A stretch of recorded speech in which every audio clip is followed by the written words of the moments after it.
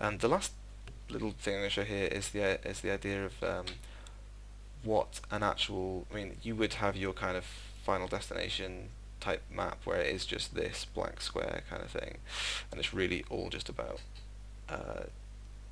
the precision of the player and his knowledge of the mechanics. But I think you could also do a lot of fun stuff with arenas in a fixed camera game like this. So in this particular example here, this is essentially a tribute to Sen's Fortress from Dark Souls, which is one of the greatest levels ever in one of the greatest games ever. So if I just run through this, you'll see there's a kind of swinging axe pendulum, classic Sen's Fortress thing. There's the rolling boulders, sort of Indiana Jones style things, which is another sort of touchstone of Sen's Fortress.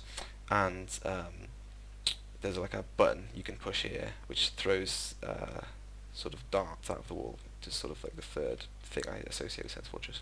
The thing I like about doing this stuff, the thing I like about the idea of this stuff is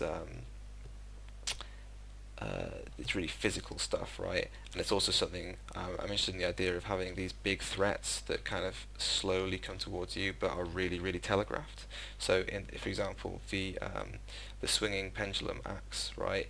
If you look here at this image, the axe is off screen, so it's kind of a little bit out of your brain space at the moment.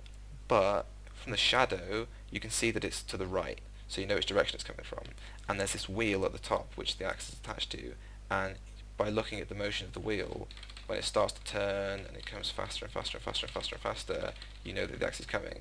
And then as it swings through the screen, you see the curve of that like swing to the side, slowing down to a stop, and then pulling back in the other direction, and then swing again. So there's like this kind of peripheral information that your brain hopefully is keeping track of, even if you're not consciously keeping track of it.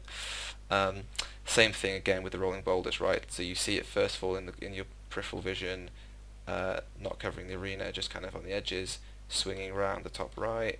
We see the path continuing all the way down the bottom until the point where they enter the arena, and then we have a big physics collision, big screen shaky, boom boom boom, and now you've known to avoid, well, I better not be at the top of the arena at this point when they collide. And then you've got a little bit of tension at this point where if you imagine two players actually fighting at this point, there's kind of a balance to strike between I really want to get away from all these hazards that are on the arena floor right now, but then also it's a really good opportunity at this point to be like, oh well, I could kind of smack or lure the player or sort of force them through just kind of like swing your boomerang in certain directions that would sort of force them to have to move in certain ways. They can kind of be made to go to these danger zones, and then the boulders to sort of roll down the arena, make that somewhere that's inaccessible for a second, and then fall down to the hole, and the whole thing starts again.